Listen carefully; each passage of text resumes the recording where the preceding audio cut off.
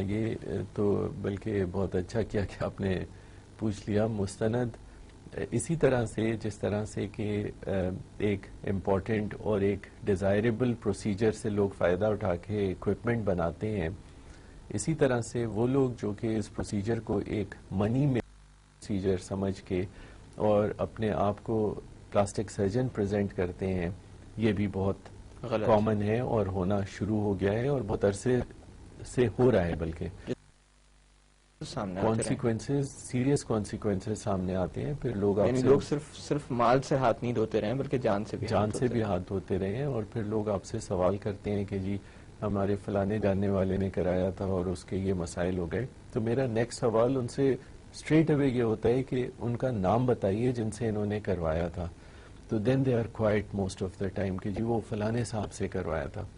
یعنی یہاں تک سننے میں آیا ہے کہ theatre technicians as doctor operate کر رہے ہیں.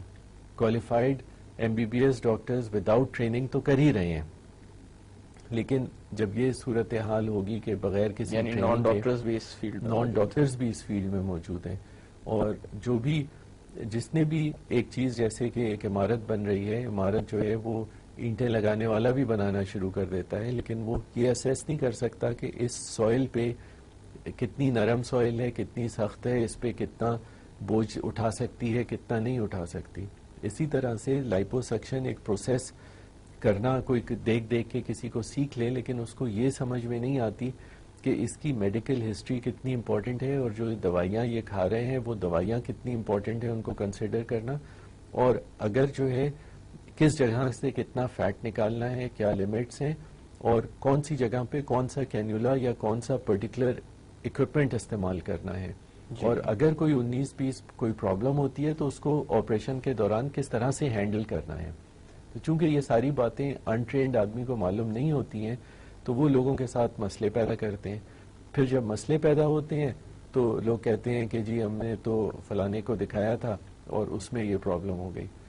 لیکن میری ایڈوائز یہی ہے کہ whosoever is watching کہ they should be very particular. آپ کوئی بھی چیز جاتے ہیں تو آپ اس کا برانڈ دیکھتے ہیں کہ کیا ہے. تو اٹ از پیپلز رائٹ کہ وہ جس سے بھی دکھانے جائیں اس سے پوچھیں کہ آپ کی ٹریننگ کہاں ہوئی ہے، آپ کی کوالیفیکیشن کیا ہے، آپ کی ڈگری کس جگہ سے ایوارڈ کی گئی ہے. جو کہ انیتھیکل نہیں ہے، بالکل وہ حق ہے ان کا پوچھنا. بالکل.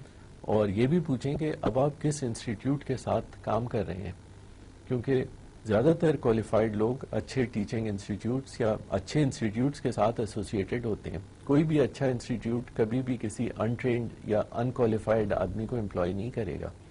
تو it is their right to ask these questions and it is their right to ask them کہ جی آپ نے پہلے کچھ یہ کیسز کیے ہیں تو ان سے ہمیں ان کی تصویریں دکھائیں یا ان سے ملائیں اور ان کے بارے میں تفصیل حاصل کریں تاکہ سکسیس کا اندازہ ہو، سکسیس کا بھی اندازہ ہو اور اپنی جان کا اور اپنے پیسوں کی بھی حفاظت ہو.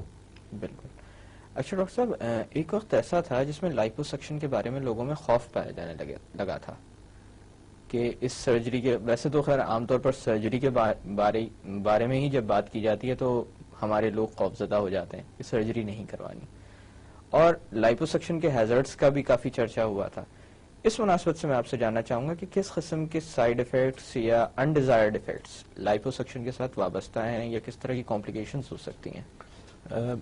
دیکھیے بڑی سمپل سی چیزیں ہیں. میں پلاسٹک سرجری پریکٹس کرتے ہوئے مجھے تقریباً 23-24 سال ہو چکے ہیں، اور بہت سارے میرے کولیگز ہیں جو میرے ساتھ کے ٹرینڈ ہیں. بہت سارے وہ لوگ ہیں جنہوں نے مجھے ٹرین کیا، اور بہت سارے اب ایسے بھی لوگ ہیں جو میرے ٹرین کیے ہوئے یہ کام کر رہے ہیں، کیونکہ ہمارے ماشاءاللہ اچھے خاصے لوگ یہاں پہ ایف سی پی ایس کر چکے ہیں. جی. ان لوگوں کی کبھی بھی کوئی سیریس کمپلیکیشن میں نے نہیں سنی. کمپلیکیشن صرف اسی وقت ہوتی ہے کہ جب انویری آدمی جو ہے وہ آپریٹ کرتا ہے.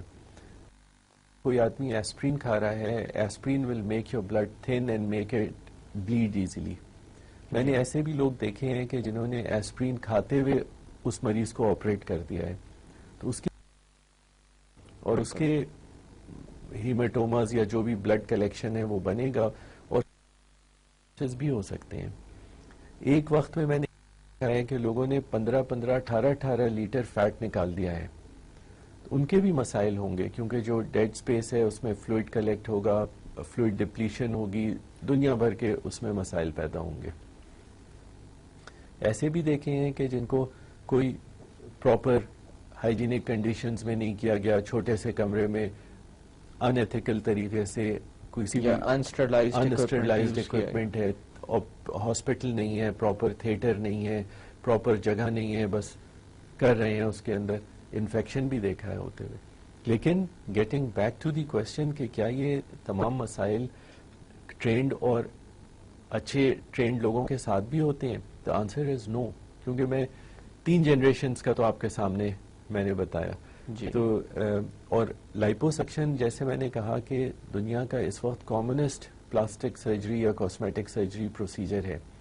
تو کوئی بھی پروسیجر اتنا مشہور یا اتنا امپورٹنٹ یا فرسٹ لائن نہیں ہو سکتا انلیس کہ اس کے اچھے نتیجے بھی آ رہے ہوں. تو ان چیزوں کو اگر اینالائز کریں کہ مسائل کہاں ہو رہے ہیں تو میرا خیال ہے آنسر بڑا کلیئر ہو جائے گا کہ کہاں یہ مسائل پیدا ہو رہے ہیں اور کہاں نہیں ہو رہے ہیں. جی ڈاکٹر صاحب، ابھی تھوڑی دیر کے لیے باتوں کا سلسلہ روکتے ہیں. جی جی ناظرین، وقت ہوا ایک چھوٹی سی کمرشل بریک کا. بریک سے واپس آ کر موٹاپے کے متعلق مزید بات کی جائے گی. Keep watching the health show.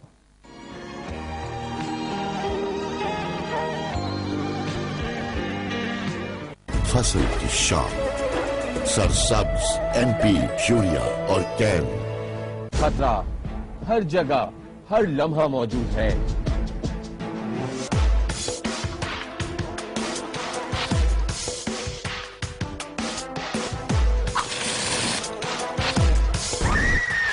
Emergency کہیں بھی کسی بھی وقت ہو سکتی ہے.